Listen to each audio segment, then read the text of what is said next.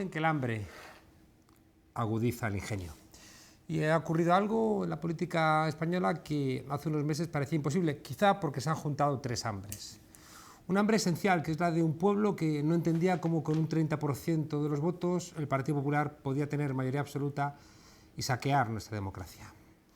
Junto a esa hambre popular que exigía una transformación como fuere, se juntó el hambre de Izquierda Unida, de alguna manera cansada de un sistema electoral que condenaba, incluso con 1 millón de votos, a la insignificancia parlamentaria. Y también el hambre de Podemos, un hambre que se expresaba con una voluntad de unidad popular, pero que veía cómo le faltaban 300.000 votos para sobrepasar al Partido Socialista y cómo le faltaban al menos 2 millones de votos para lograr gobernar este país. El hambre, dicen los clásicos, en un país con una larga posguerra, agudiza el ingenio y quizá, gracias a esa hambre convertida en conciencia, el pueblo español tiene una nueva oportunidad. Para que la ilusión se convierta en el motor político que permite los cambios, hay que sumar a mucha gente. Y hoy tengo una sorpresa para todos vosotros y vosotras que muy pronto vais a conocer. Entre todos y entre todas seguro que conseguiremos construir una sociedad más justa, justicia social, proteger a las clases populares de sus situaciones de perjuicio a los que la minoría social a la que nos referíamos está recibiendo. Y quería transmitiros que hoy tenemos una sorpresa.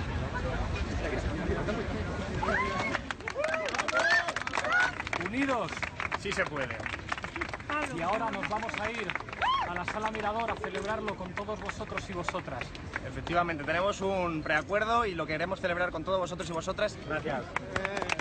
Creo que este no es tanto un acuerdo entre dos organizaciones políticas como un acuerdo con la gente, como un acuerdo con las mayorías sociales de este país. Tenemos una deuda con ellos y ellas y es ganarle las elecciones al Partido Popular y hoy creo que estamos mucho más cerca de ello y por eso le quiero dar las gracias a Alberto. Sencillamente creo que estamos ante el principio de una campaña que va a ser extraordinariamente ilusionante, de entusiasmo y sobre todo con un objetivo puesto muy claro, que es servir a las clases populares, a la gente que está sufriendo, a nuestro pueblo, y eso lo podemos hacer perfectamente el 20 de diciembre juntos. Y no se trata de ganar a la otra fuerza política, sino que juntos ganar el país y ganar un futuro social.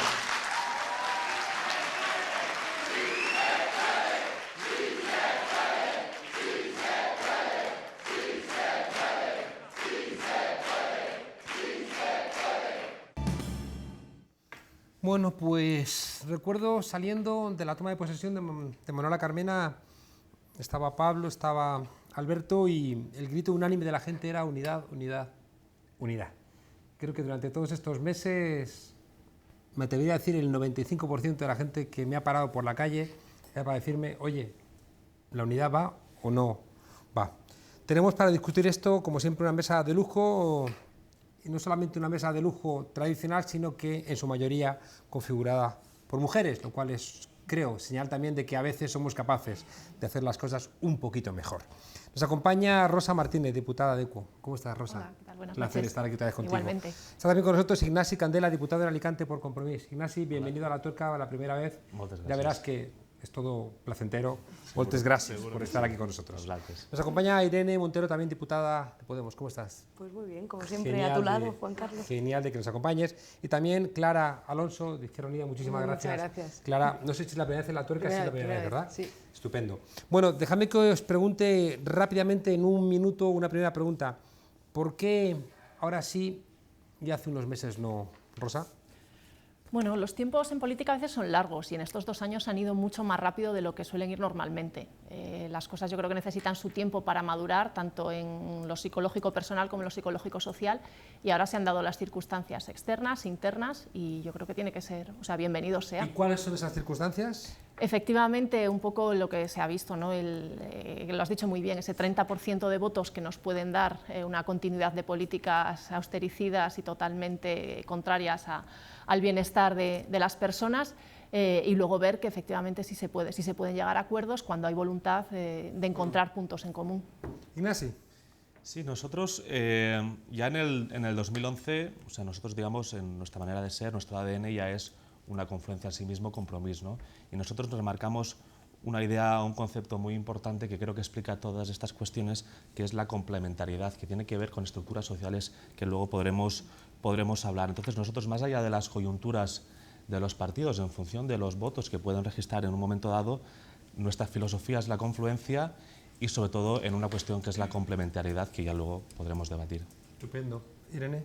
Yo diría que no es antes no y ahora sí, sino antes sí y ahora más y mejor, porque en esta segunda vuelta electoral nos encontramos ante una tarea pendiente, que es la gran tarea que quedó pendiente de las elecciones del 20 de diciembre, que es la posibilidad de formar un gobierno de progreso. Eso sería histórico en nuestro país y los números quedaron tan ajustados que fue posible pues, abocarnos a esta segunda vuelta electoral, que no era nuestra opción, pero que miramos con mucho optimismo precisamente porque creemos que este ahora más y mejor, este acuerdo que hemos alcanzado con Izquierda Unida y que ha sido además ampliamente ratificado por las bases y por los simpatizantes de todas las formaciones, nos da la oportunidad histórica de ganar, de hacer una candidatura para ganar y para gobernar. Porque esa es la única manera de cambiar las cosas en nuestro país. Si no ganamos, si no gobernamos, no vamos a poder hacer ningún cambio estratégico. Así que ahora, antes sí, ahora más y ahora para ganar, que es el reto que quedó pendiente el 20 de diciembre. Clara. Yo creo que 3 razones. Cambios en el país en relación, ¿no?, a la oportunidad que se abre con esta segunda vuelta electoral. Cambios en las organizaciones, que también hay que reconocerlos, transformaciones, modificaciones, etcétera. Y, por supuesto, y lo fundamental desde mi punto de vista, el clamor popular. ¿No? Que la gente te pide en la calle que te unas y que es un clamor popular y que es un clamor popular creciente. Y en ese sentido yo creo que hemos estado a la altura del momento histórico y hemos sabido analizar esa realidad y hacer caso, ¿no?, a lo que se nos dice desde la calle, que es fundamental. Yo creo que una de las cosas peores de la política es la previsibilidad de los políticos, es decir, que antes de que hablen se sepa lo que van a decir. Y no hay detrás de esto sino la necesidad de ser políticamente incorrectos respecto de sus propias formaciones políticas. Yo creo que esto genera un alejamiento, porque al final los políticos se convierten en rehenes de lo que acabó con la prensa de partido, que es precisamente con esa previsibilidad, y por tanto yo creo que no hay ningún tipo de problema con atreverse uno a ir un poquito más allá. En ese caso, Clara, Alberto Garzón no es Cayo Lara. Yo creo que hay una vinculación de Izquierda Unida, o había una vinculación de Izquierda Unida a una cierta identidad donde pesaba más el pasado que la propuesta de futuro, que eso se verificó de manera clara en las dificultades para entender, por ejemplo, el 15M, para no hacer primarias, y por tanto yo creo que el cambio de Alberto Garzón, o de Cayo Lara por Alberto Garzón, creo que es un cambio sustancial.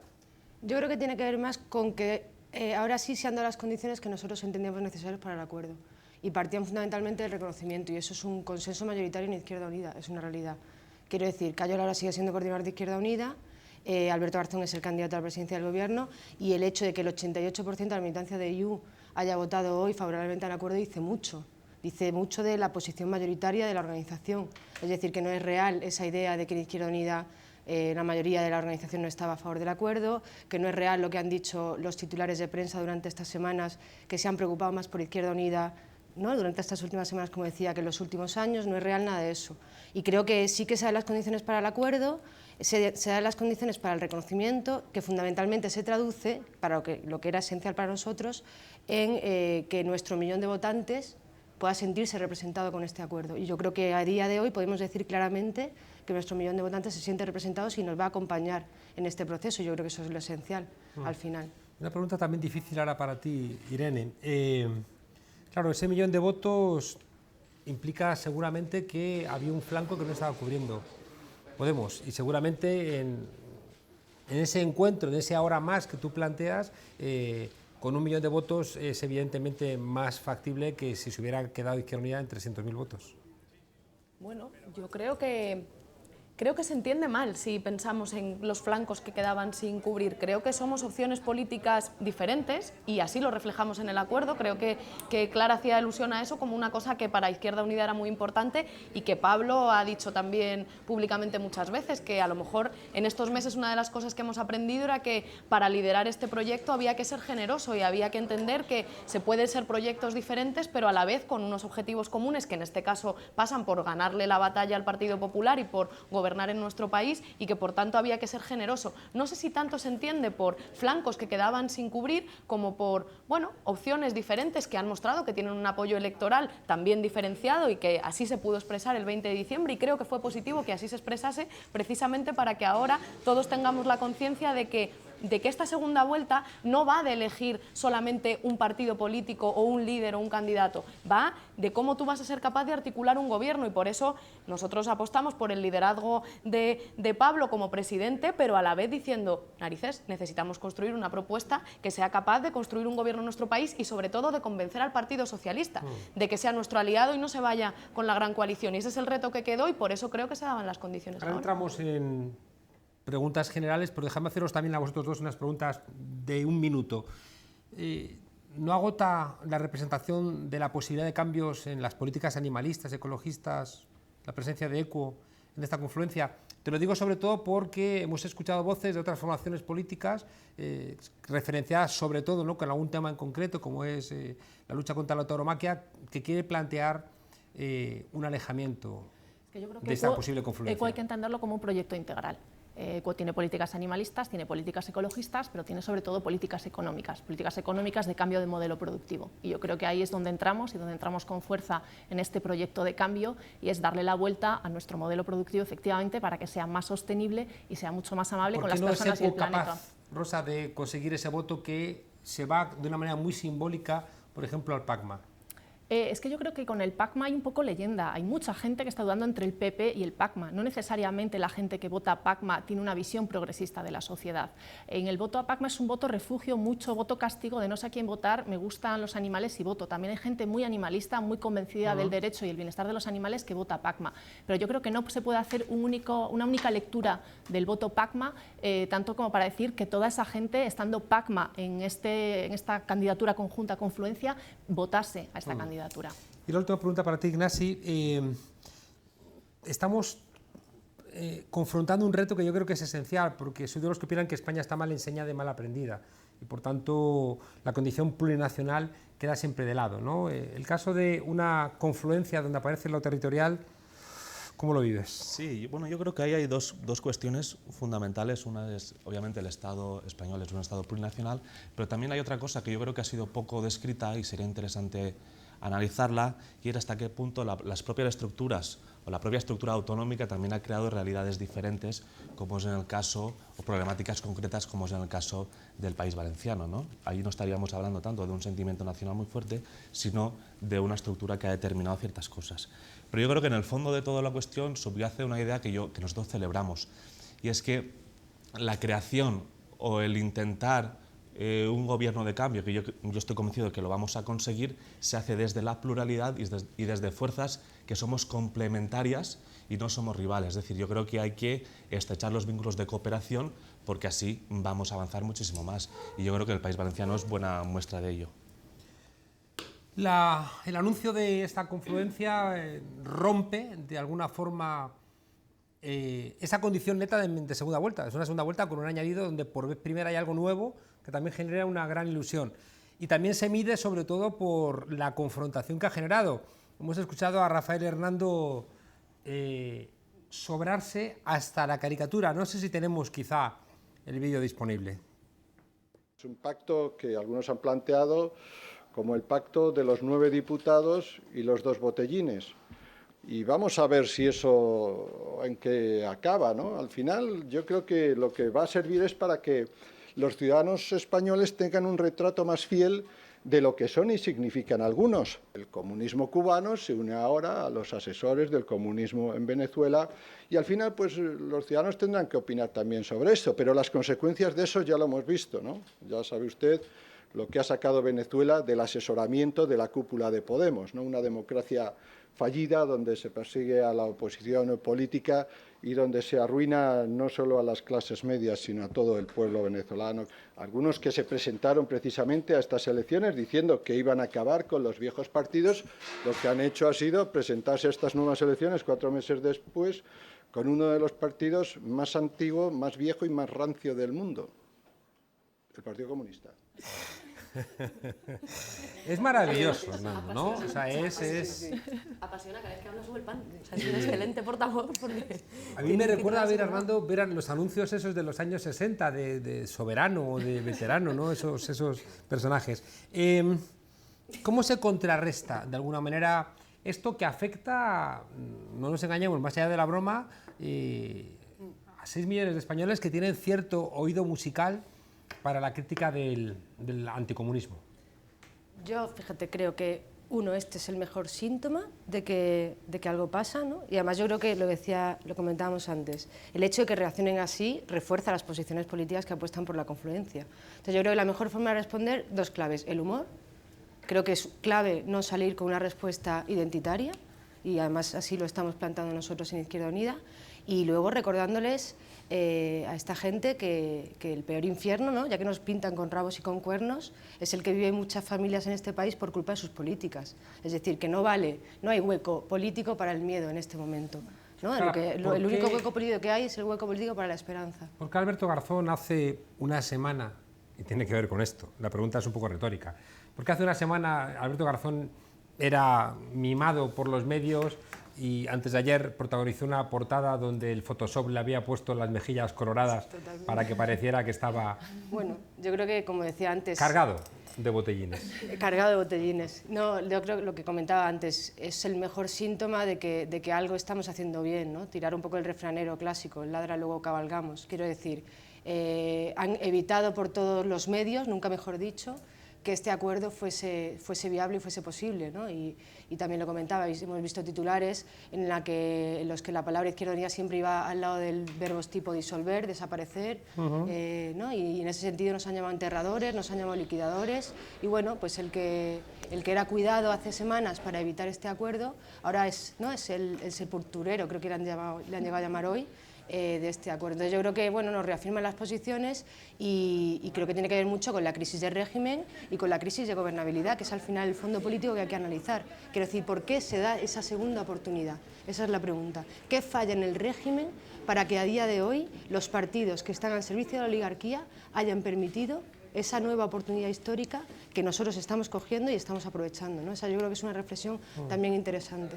El Partido Socialista está también entrando en ese tipo de ataques desmesurados, también una suerte de paranoia interna y de contradicción interna donde no saben muy bien qué piensan dependiendo de los sectores. ¿Tú que vienes de un gobierno donde participa el Partido Socialista?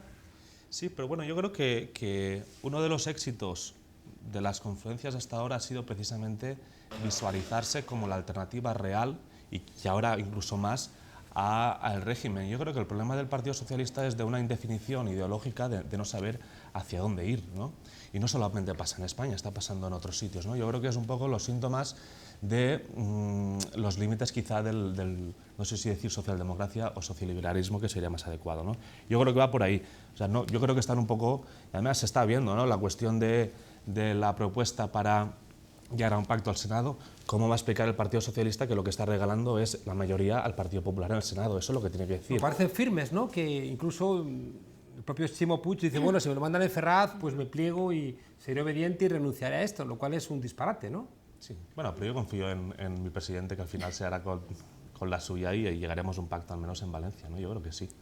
Pero lo que no se entiende quizás sea Pedro Sánchez y compañía, ¿no? Que, bueno, ahí están. Sí. Yo respecto a los ataques creo que se caracteriza porque son integrales, porque son ideológicos, son personales, van a las formas, van a las capacidades. Es que no hay ni una sola dimensión del cambio de este conjunto, de este movimiento colectivo que hemos creado que no se quede sin atacar. Y además se hace desde un marco pre-2014, es decir, están evaluando, están midiendo, están opinando como si no hubiera cambiado nada en estos 2 últimos años. ¿Eso qué quiere decir? Que no han entendido que esta crisis es una oportunidad de cambio transformador y que es precisamente por esa incapacidad que el bipartidismo, que las élites no han podido cambiar, no han podido dar respuesta a esa crisis. Entonces, son ataques que para mí se están quedando desfasados, que la ciudadanía, las noticias y los acontecimientos políticos van más rápido de lo que ellos están atacando.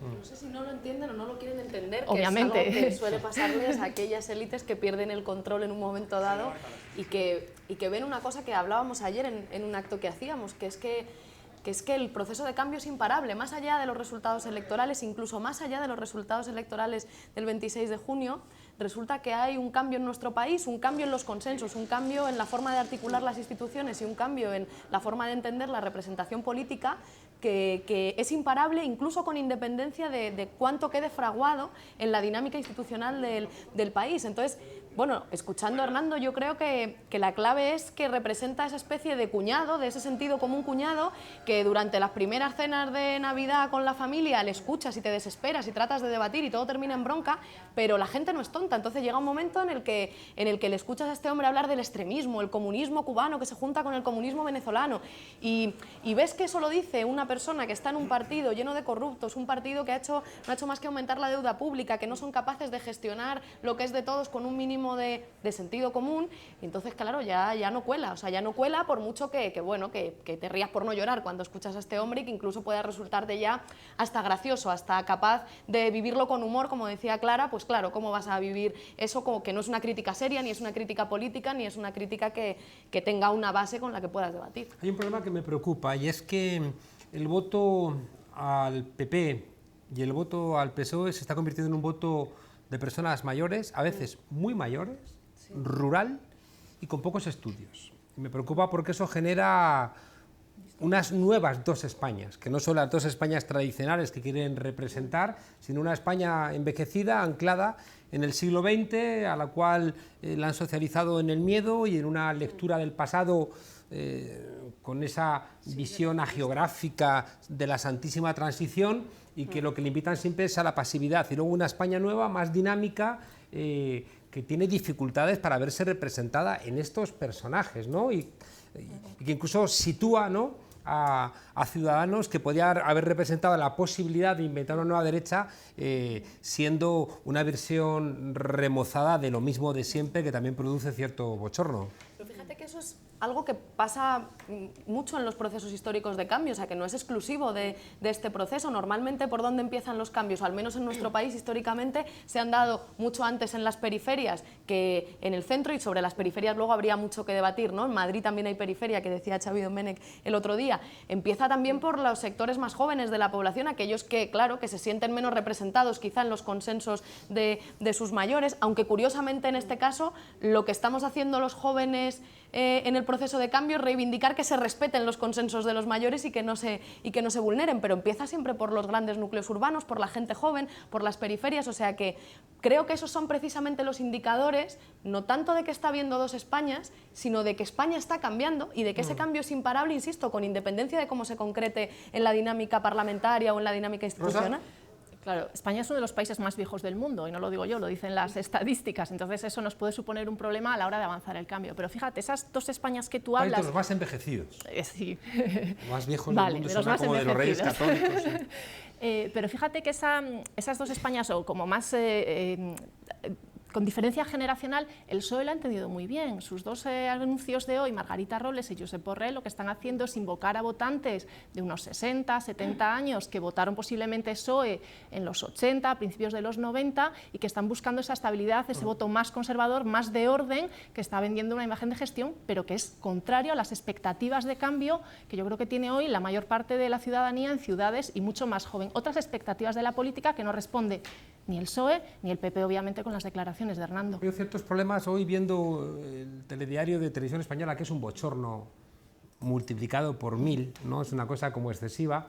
Han dedicado una buena parte del telediario a alabar a los ancianos, indirectamente, ¿no? Desde los viajes, los problemas, los accidentes que tienen, que van a terminar con el copago, es decir, todo una estrategia que ya la hemos leído, que el Partido Popular va a decir: voy a concentrarme en mis personas mayores, porque sé que ya la gente joven no me vota ni por asomo, ¿no? Hay que decir que nosotros también tenemos mucho apoyo de gente mayor, que luego si no se nos enfadan, que los yayoflautas, que hay un montón de gente mayor que ha dado la batalla en este país por el progreso y que está apostando por la sociedad. Yo creo que además el problema lo tienen ellos porque tienen sectores de población de determinadas edades a las que no llegan. O sea, que no es tanto una relación de que nosotros no lleguemos a los mayores, sino a la inversa. Y luego yo creo que también mirarlo desde el punto de vista generacional tiene sus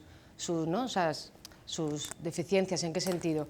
Creo que sí que tiene que ver con un país en transformación, ¿no? Esa España que no termina de morir, esa España que no termina de nacer, pero al mismo tiempo creo que tiene que ver mucho con una condición material. ¿En qué sentido? Creo que esa división de las dos Españas no se da tanto entre jóvenes y mayores, ¿no? Sino entre excluidos y no excluidos, y que lo que está pasando también en este país en ese proceso de transformación es que el núcleo de excluidos, el núcleo de los que entienden que hay que cambiar, que hay que transformar el país, es cada vez más grande, y por eso las fuerzas transformadoras tienen cada vez más Quería apoyo. trasladaros, y te doy la palabra ahora mismo, Ignasi, que es que creo que el problema es más peliagudo, porque creo que un Partido Popular y un Partido Socialista que ven como su caladero de votantes cada vez está más restringido, necesitan darle más de comer a los que les votan. Y cuando estás en el gobierno, eso te hace poner en marcha determinadas políticas públicas que están rompiendo algo que creo que es esencial en el modelo de Estado social europeo, que es la solidaridad intergeneracional. Sí. Y que si tú de repente empiezas a cuidar solamente a los ancianos, tú por ejemplo empiezas a cuidar solamente una concepción centralista de España, si tú sigues manteniendo un comportamiento machista, si tú sigues presionando a la judicatura en sus comportamientos también más de orden conservador, estás divorciando a una parte de España que no encuentra acomodo por ningún lado. Y por eso digo que este comportamiento del Partido Popular, que es muy evidente con este señor, que es que parece, no sé, parece el landismo, ¿no? O sea, claro, o sea, Pero por otro lado me preocupa también cuando veo al PSOE de Susana Díaz, que no lo veo muy diferente. Sí. Ignasi. Sí, bueno, recogiendo un poco el análisis que hacía Clara, yo creo que cuando se analiza la cuestión generacional también hay que introducir la variable de clase, ¿no? Yo recuerdo, por ejemplo, el mapa electoral de Madrid y de Valencia, ¿no? En las elecciones locales, y había una clara diferenciación, ¿no? por digamos, clase, ¿no? Y a lo que comentabas, es muy curioso, ¿no? Margallo el otro día comentaba que en la cuestión de la austeridad se habían pasado 4 pueblos, ¿no? ¿Qué estaba diciendo? Estaba diciendo precisamente que están erosionando también las bases materiales de su propia gente, ¿no? Y ese es, yo creo que el verdadero drama y la verdadera, entre comillas, oportunidad que tenemos para precisamente configurar un movimiento o un sujeto político muy amplio que permita ganar las elecciones, ¿no? Nosotros estamos, y lo avanzo aunque no se debería decir, pero no pasa nada, ¿no? Estamos dándole vueltas a algún tipo de idea que avance en una especie de que se entienda, ¿no? Dentro del ámbito digamos, de la movilización electoral, pues una cuestión que sería, por ejemplo, un gran pacto generacional o alguna cuestión que vehiculara o vinculara también los núcleos familiares entre los jóvenes y la gente más mayor, ¿no? Yo creo que eso también sería muy interesante profundizar en eso. Yo una idea, fíjate, Juan Carlos. Creo que cuando uno hace políticas que lo único que siguen es las instrucciones de la austeridad, estas políticas afectan tanto a jóvenes como a mayores. Que incluso, ¿no? por seguir debatiendo la cuestión de, ¿realmente crees que aquellos que están atacando las pensiones están pensando en los mayores? ¿Realmente aquellos que no hacen ninguna política para sacar a los jóvenes de la precariedad están pensando en los jóvenes? O sea que al final, no, por reafirmar un poco la tesis que está planteando, creo que la clave pasa por esa condición del tipo de políticas que se aplican y a quién afecta y quién se siente incluido o excluido de esas políticas. Es que, de hecho, yo creo que es cierto lo que tú dices, que ellos tratan de amarrar, claro, aquellas franjas electorales donde probablemente vean que tienen una mayor capacidad de obtener voto. Pero no es cierto que hayan ocupado mucho tiempo a hacer políticas públicas que garanticen sus derechos. O sea, el Partido Popular se ha gastado el 45% de la hucha de las pensiones así de un plumazo por aplicar las políticas de austeridad, o los recortes en las pensiones, o la subida de la edad de jubilación, que es fruto del Partido Socialista, las cotizaciones más bajas, que tienen que ver con un mercado laboral desastroso y que al final es lo que influye en que haya también una hucha de pensiones. No tienen ninguna política para mayores de 45 años, que eso es gente que cuando viene a los actos te lo dice, y también serían más potenciales votantes para el PSOE y el PP. O sea, creo que al final la lógica generacional opera, claro que sí, pero es que es sobrepasada por la lógica del arriba abajo, es sobrepasada por la lógica del privilegiado y la mayoría social, el que vive al margen de la ley y el que cumple la ley. Al final la pluralidad de partidos o la pluralidad de fuerzas no puede ocultar, y cada vez lo hace con más dificultades, que hay una gran contradicción en nuestro país, que es la de las élites, la de la minoría de privilegiados frente a la mayoría social, y esa es la contradicción que hace que solo haya dos opciones: o un gobierno de la austeridad que implica la connivencia de alguna manera del PP, del PSOE y de Ciudadanos, o un gobierno de progreso, y de ahí que para nosotros sea tan importante ganar esta vez. Claro, es que al factor edad yo creo que hay que añadirle los factores sociológicos y culturales de las zonas más envejecidas de España, que es donde precisamente más voto hay Partido Popular y Partido Socialista. Y me remito al caso de Euskadi, y ahí donde se ve también claramente el voto de edad. Entre los 19 y 45 años Podemos mayoritariamente gana, a partir de 45 años es el PNV, y ahí las condiciones materiales no son tan acuciantes como en otros lugares de España, pero sí que se puede entender como que hay unas aspiraciones sociales truncadas para una generación entre los 19 y 45 años que no van a poder vivir nunca como han vivido sus padres, por ejemplo. Claro, por eso dejadme que insista, yo creo que uno de los elementos terribles construidos por el PP, pero también por el Partido Socialista en Andalucía, que es lo que explican ese bochorno, ¿no?, de gente acompañando a alcaldes, ¿no?, a la puerta de los juzgados a gritarles: alcalde, todos somos contingentes, solo tú eres necesario, ¿no?, alcaldes que están juzgados por corrupción, ¿no? Pero al mismo tiempo, Irene, yo te he escuchado muchas veces plantearte cómo se mima a ese tipo de gente, pero al mismo tiempo no se deja votar. Por ejemplo, a esos 2 millones de gente que ha salido, donde una parte importante son jóvenes, y por tanto está habiendo también una construcción interesada, que es la misma, ¿no?, que la del mantenimiento de esta ley electoral, que es la misma que la de no remunerar a los concejales o a los diputados en determinadas comunidades autónomas, que es la misma que intentar conseguir que gobernase el alcalde más votado. Es decir, están intentando construir un artilugio institucional para justificar realmente esta expulsión de facto de una parte importante de los españoles. Y añadir, y también quiero que os mojéis vosotras, que por eso estáis aquí, no está Juancho López Uralde, no está Pablo Iglesias y no está Alberto Garzón, sino que estáis mujeres de mucha relevancia dentro de vuestras formas políticas. En la tuya, Mónica Oltra, es muy relevante y por eso te hemos traído a ti, para compensarlo. También, fijaos, yo creo, estoy convencido de que en ese planteamiento también, y en esas redes clientelares y en esa expulsión, las mujeres no tienen mucho espacio. A ver. Ninguno, muy pequeño. O sea, si ya hablamos del espacio que tienen las mujeres en políticas, daría para otras pero en dos esa misma tuercas lógica que estamos denunciando. De expulsión, digamos, del... Claro, de un modelo donde hay una parte de los españoles y las españolas que no caben, y como en términos electorales se está primando esa España rural, machista, centralista, con pocos estudios, elogiadora del refrán: más vale lo malo conocido que lo bueno por conocer. Por eso vosotros digo, la gente que impulsasteis Podemos desde el principio, creo que una de las cosas clave que enseñasteis era que no tenía... que lo importante no era solo que la bolsa de excluidos estaba creciendo mucho, solo veíamos en la plataforma de afectados por la hipoteca día tras día. Tú podías ser una persona, incluso un mediano empresario, un pequeño empresario, que había tenido a su cargo 10 trabajadores, 15 trabajadores, y de repente, ¡boom!, todo el castillo se caía y tú pasabas a no tener trabajo, a no tener casa y a no tener cómo llenar la nevera, todo de una, todo de golpe. Pero no estaba contando solo eso, contaba la crisis de expectativas, contaba que la gente creía que podía avanzar, creía que podía prosperar, y de repente se le veía truncado e identificaba a un culpable, que eran esos políticos que habían estado vulnerando sus derechos y llevándose el dinero de todos. Y esa bolsa de exclusión, que como tú dices, es de las mujeres, pero es de la infancia también. O sea, ¿qué caso se hace a la infancia? Porque no pueden votar, no tienen ninguna política pública que les represente. O el voto a los 16 años, que fue una cosa de la que debatimos en este Parlamento y a la que se oponían fuerzas como el Partido Popular. Pues claro, la bolsa de excluidos crece, crece, crece sin parar. Pero es muy importante tener en cuenta no solamente que la bolsa de excluidos ha crecido sin parar, sino que esa bolsa de excluidos es consciente de que debería tener derechos que no tiene y que le han robado. Dejadme haceros otra pregunta. En esta confluencia que hay en marcha, ¿vuelve a ser útil, vuelve a servir el eje derecha-izquierda? Ignacio. Sí, bueno, por añadir una cosita que quería añadir anteriormente, sí, claro. si se puede. Yo creo que otra de las amenazas es que se está construyendo un relato, se quiere construir un relato de estos 4 meses por parte, digamos, del bipartidismo más ciudadanos, o como se quiera llamar o conceptuar, que es la abstención, es favorecer la abstención, es decir, nada, no se puede hacer nada, ¿no? Yo creo que uno de los peligros precisamente a los que nos enfrentamos o el reto que tenemos es volver a ilusionar.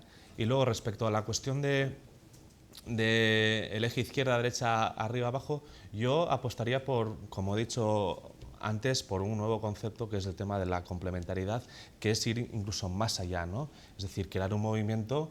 Obviamente, desde un punto de vista analítico, las categorías están y yo creo que eso ya está bastante estudiado, pero yo creo que lo fundamental ahora es volver a ilusionar, diciendo a la gente que nos hemos unido, gente muy diversa, que venimos de sitios muy diferentes, con problemáticas muy diferentes, pero que estamos dispuestos a colaborar para crear una España, digamos, social y al servicio de las personas. Yo creo que eso es una de las ideas fuerza. Pero Ignacio, déjame que te cuestione un poco algo. Sí, para eso he venido.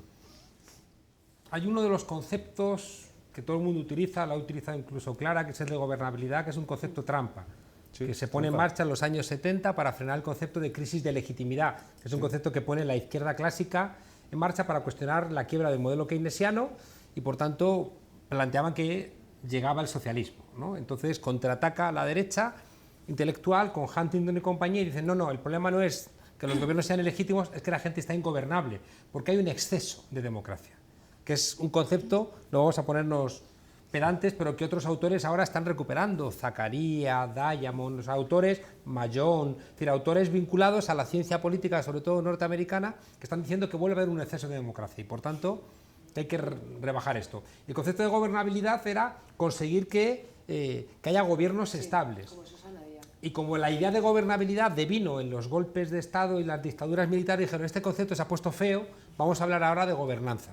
Pero la gobernanza tiene un presupuesto detrás que es que ya no hay conflictos, ya no hay conflicto entre capital y trabajo, ya no hay conflicto entre inmigrantes y explotadores de la colonia, ya no hay un conflicto entre hombres y mujeres, ya no hay conflictos y, por tanto, oye, que te puedes sentar a hablar, hombre, los de Coca-Cola, los de la empresa y los trabajadores. Luego vemos que es mentira, que los trabajadores ganan incluso con las leyes que ya les sobran a los empresarios de Coca-Cola y los empresarios de Coca-Cola se sienten tan poderosos que dicen, me da lo mismo.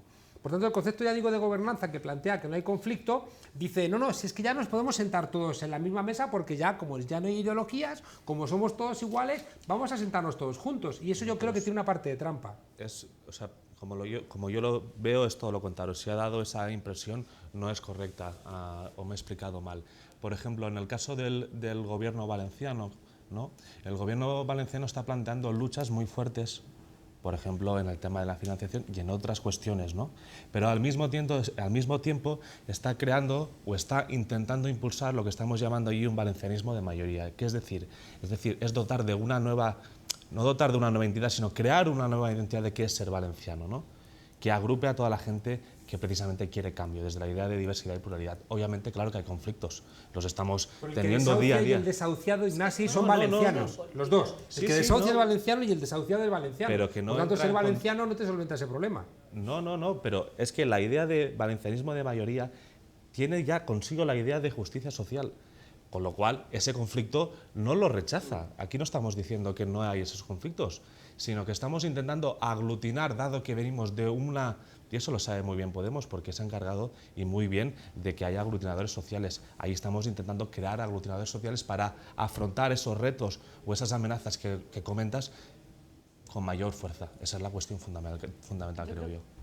Irene y luego Clara y luego Irene. Vale. Yo varias ideas con lo de la gobernabilidad. Yo creo que la gobernabilidad es la excusa que además se ha puesto recientemente, tanto en el pacto que hemos vivido en estos 4 meses entre PSOE y Ciudadanos, como Susana Díaz en la Junta de Andalucía cuando rompió con nosotros en el Gobierno, que justificaba romper con nosotros en el Gobierno en pos de la gobernabilidad. Es decir, yo sé que es un concepto muy moldeable. Cuando yo hablaba de crisis de gobernabilidad me refería a que en un momento concreto de la historia los partidos políticos que se supone que representan los intereses de la oligarquía no hacen lo que la oligarquía quiere, que es una gran coalición, y de pronto nos encontramos en un marco de repetición electoral, ¿no? En ese sentido me refería a la crisis de gobernabilidad. Y en relación a la de izquierda-derecha, cojo, ¿no?, el planteamiento de Ignasi y lo desarrollo, porque yo creo que sí que nosotros entendemos que opera el eje izquierda-derecha, pero sí que entendemos que esta confluencia, desde nuestro punto de vista, no tiene que ser una confluencia de izquierdas, por ejemplo. Nosotros entendemos que nosotros podemos ser la izquierda, ¿no?, en el caso de Izquierda Unida, entendedme, ¿no?, que forma parte de una confluencia más amplia que se construye desde la complementariedad de fuerzas políticas diversas y que se construye a su vez desde la diversidad, que yo creo que es un elemento que hay que poner en valor. Es decir, que en ese sentido el eje izquierda-derecha opera, pero la confluencia es una confluencia mucho más amplia o que no tiene que definirse únicamente como una confluencia de izquierdas, sino que hay elementos dentro de ese contenedor que son de izquierdas y otros que tal vez no se definen de esa manera. Es que, claro, decías una cosa que es la más interesante, es que querían ocultar el conflicto y eso es casi como decretar el fin de la política, porque la política es precisamente eso, ¿no? La gestión del corazón del libro de Fukuyama, claro, del año 91, es el fin de la historia, que es ese corazón del planteamiento. El problema, yo sí creo que hay conflicto, lo tengo más claro que el agua, y solamente hace falta ver pues lo que tú decías, el desahuciado y al que desahucian, o en Coca-Cola, la empresa que puede saltarse la ley y los trabajadores que aun cumpliendo la ley no tienen trabajo y siguen teniendo que pelearlo con una huelga, etcétera. ¿Qué pasa? ¿Cuál creo que es la clave, en mi opinión? Que es que nos habían robado la metáfora, nos robaron la metáfora de la izquierda y la derecha, nos robaron la idea de la izquierda y la derecha como una clave que permitía entender el conflicto. Nos la robaron hasta el punto de que cuando el Partido Socialista guardaba una orden ministerial para pedirle el dinero a las eléctricas, lo podía hacer el Partido Socialista, que se reclamaba de izquierdas, o el Partido Popular, que era de derechas. Es que cuando desahuciaban, hacían ley de desahucios express, lo mismo el Partido Socialista, la señora Carme Chacón, que el Partido Popular incumpliendo las leyes de la Unión Europea. Nos habían robado la metáfora o la capacidad, de ahí la cosa de la hegemonía, la capacidad para que esa metáfora permitiese expresar el conflicto. ¿Qué creo yo que expresa muy bien el conflicto? La dinámica arriba-abajo, la dinámica privilegiado, gente corriente, privilegiado que puede permitirse saltarse la ley, gran empresa como Coca-Cola que puede incumplir una sentencia del Tribunal Supremo frente a gente trabajadora que paga sus impuestos y aún así le echan del trabajo. Gente que puede llevarse su dinero a Panamá o gente que ni siquiera tiene tanto dinero como para que le acepten en Panamá. Y eso no se explica con la lógica izquierda-derecha, porque a ti cuando te van a desahuciar o cuando te van a cortar la luz no te preguntan a qué partido votas o con qué etiqueta te sientes representado, pero es que cuando te van a llevar tu dinero a Panamá, cuando tú quieres meter tu dinero en un paraíso fiscal, tampoco te preguntan qué ideología tienes, te preguntan si tienes dinero o no, si eres de los privilegiados o no. ¿Qué quiero decir con esto? ¿Que la lógica izquierda-derecha, las metáforas izquierda y derecha no operan? Claro que operan, lo hemos visto en el Parlamento, y cuando estás sentado en el Parlamento, tú quieres sentarte en un lado y no en el otro, dependiendo de cuál sean tus claves, las claves con las que operas, claro que sí. Pero a lo mejor no sirve para entender los principales problemas que tiene nuestro país, o era necesario sacar a la luz otra metáfora que expresase mejor el conflicto que esa, que nos la habían secuestrado de alguna manera, y nos la siguen secuestrando. Yo ya haría un poco de autocrítica, nos la han secuestrado y la hemos también golpeado nosotros con nuestra práctica durante el siglo XX, es decir que y la con derecha sigue derrotas. siendo de derechas como toda la vida, mientras que la izquierda no queda muy claro qué significa, ¿no? Se han incorporado nuevas reclamaciones donde hay gente que se puede pensar de izquierdas, pero no respeta a las mujeres, no respeta a los inmigrantes, no respeta al medio ambiente, no respeta la libertad, y ha entregado batallas en nombre de la izquierda que no son de la derecha, como por ejemplo el Estado de Derecho, la división de poderes, que no son de la derecha. Lo explica Fernández Lirio estupendamente. Sí, esa es una de las cuestiones, y yo creo que esta confluencia lo que se ha conformado en torno a una agenda progresista, podríamos llamar, basada sobre todo en los derechos sociales y una nueva manera de entender las instituciones. Y hay que entenderla también desde una lógica económica del arriba y abajo, porque el arriba y abajo es una lógica completamente económica, ni política ni social, es puramente económica. ¿Quién controla los recursos y quién es explotado? En este caso, tanto el medio ambiente como las personas. ¿Y cuál es el paso que tiene que dar? Porque esta agenda progresista se están apoderando de ella. El discurso de los derechos sociales, el discurso de la regeneración democrática, incluso el discurso contra el cambio climático, que puede ser de lo más extremista, es ya mainstream, todo el mundo habla de esto. La diferencia será en que esta confluencia sea capaz de dar soluciones transversales desde una perspectiva que realmente transforme, y ahí, desde mi punto de vista, tanto el ecologismo como el feminismo tienen mucho que decir para diferenciar. ¿Es la confluencia feminista? Desde mi punto de vista lo es. Debería ser porque más todavía. Si partimos de la idea de poner en el centro las necesidades de las mujeres, como planteábamos antes. Simbólicamente no es muy feminista. Bueno, esta mesa es muy feminista, ¿no? Esta mesa. Pues pongamos en valor Porque esto. estamos en la tuerca. No, quiero decir yo, o sea, yo entiendo que esta confluencia, si comparte un programa común que pasa fundamentalmente por garantizar que los derechos de las mujeres están encima de la mesa y que se acaba con una serie de elementos, como pueden ser la desigualdad salarial, como puede ser la política real de lucha contra la violencia de género, como puede ser muchas medidas de ese tipo, esta se reclamará como una confluencia feminista.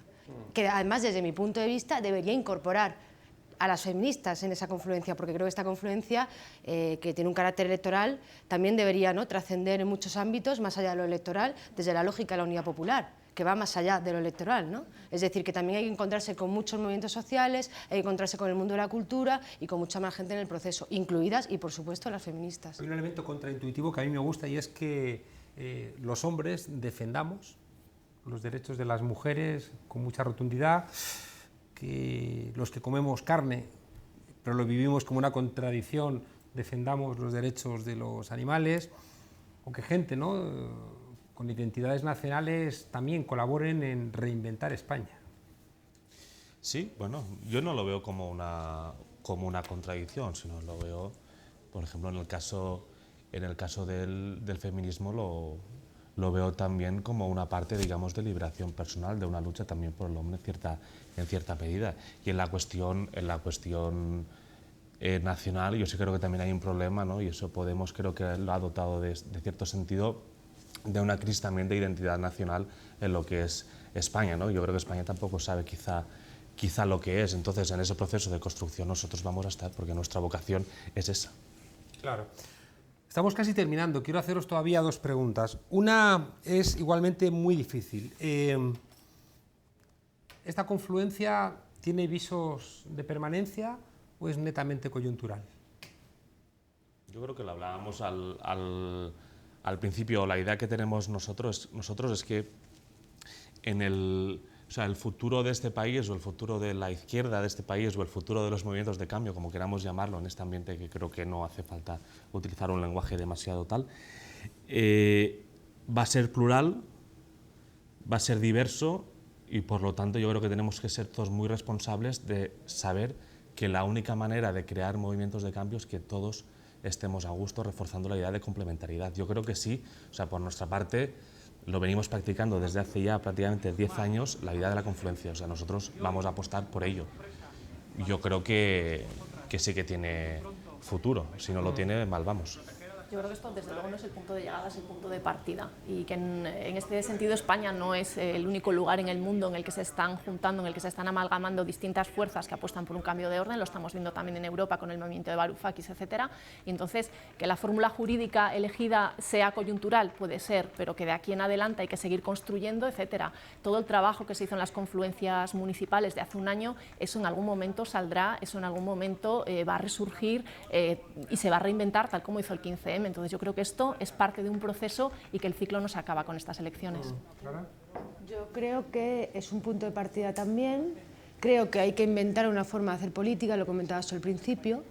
Creo que hay que abrir las mentes y hay que creer que se puede improvisar, se puede, ¿no?, generar muchas formas de encuentro y de confluencia y no tienen que pasar necesariamente por un único sujeto, pues se puede ir a un marco. O sea, quiero decir que hay muchas formas o formas diversas de entenderse y desde nuestro punto de vista es un punto de partida y que además tiene una pata en lo electoral, pero también tiene que tener una pata, ¿no?, en lo social, en el conflicto, en la movilización y allí donde todas las gentes que luchan por un país más justo se encuentran, ¿no? En ese sentido creo que hay que mirar con las luces largas. Claro que este acuerdo es un acuerdo que tiene un objetivo muy concreto, que es ganar estas elecciones y estar en disposición de gobernar, y eso evidentemente entronca con un proceso de cambio que decíamos antes, es que es imparable y no depende ni siquiera de la voluntad de estas fuerzas políticas o de otras, sino de que es un proceso de cambio social, producto de una crisis de régimen y que tendrá que saldarse con una nueva reconstrucción de consensos sociales, y eso va mucho más allá incluso de las formaciones políticas, y todos aquellos que queramos contribuir a que eso pase y que queramos participar de alguna manera u otra, nos vamos a tener que encontrar, eso es evidente. Las fórmulas concretas vamos a ir explorándolas, pero qué duda cabe que como el proceso de cambio es imparable, cualquiera que quiera participar de ello va a tener necesariamente que buscar las fórmulas de fortalecerlo. Esta ha sido una de ellas y por supuesto que vendrán muchas más por explorar. ¿Por qué os lo decía? Porque si uno mira la historia reciente de la restauración de la democracia en nuestro país, después de la dictadura, hubo un periodo de fragmentación, pero después el Partido Socialista, es verdad que a través de chantajes consiguió la unificación de los partidos socialistas. Es emblemático cómo le cortaron el grifo de la financiación vía el SPD alemán al Partido Socialista Popular de Tierno Galván para unificarse, junto con la unificación de partidos socialistas regionales. El Partido Popular igual, ¿no? El Partido Popular ha sido capaz de unificar a las diferentes derechas españolas, sacarlas de la referencia franquista y ubicarlas, ¿no?, en la referencia neoliberal.